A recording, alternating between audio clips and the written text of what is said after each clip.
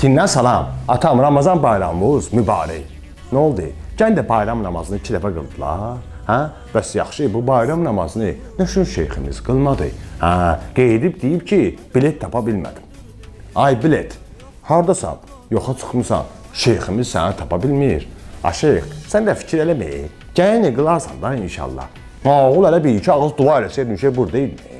Yağın ürəklə istəməmsən də. Əşi, fikir eləmə ginən. İnşallah gələn il xurmanın qiyməti qalxmaz. Bu toyuq öz yumurtasının qiymətini ildə 2-3 dəfə qaldırıb salmaz. Qaza qoyulan limit ləğv olunar. Pensiya yaşı aşağı salınır. Bu sizin üçün deyil ha. Pelvapel nikamını ver. İndi bu suallara cavab ver. Tinniyor. Tinimiz düzdür. Bir dənə deputatımız Hacı Qalib söz verib ki, həccə gedənlər içində qalib olacaq. 35-ci 35-ci dəfə həcca gedib, həccə oldu.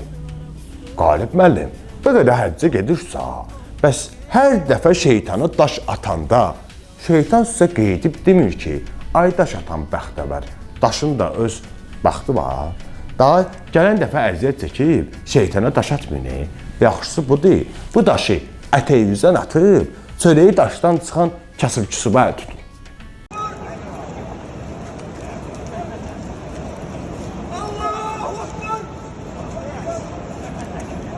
Mən də deyirəm axı, bu bayırda bacada bəziləri özlərini Nəşün eşeği kimi apar.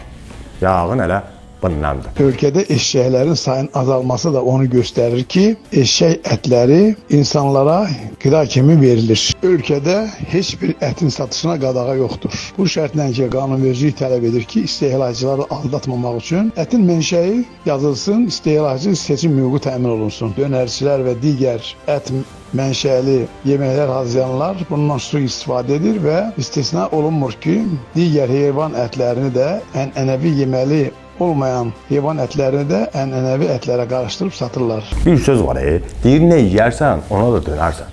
Yağın elə bu eşşək ətini də basıb dönərək yedizdiriblər də bəzilərinə.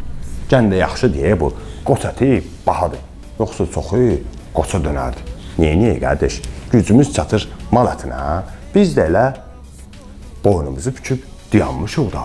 Atan balası, bunların ətə çatan əlləri nə qədər dəyəri olsa, bizim tinimiz düppədüzdür ya.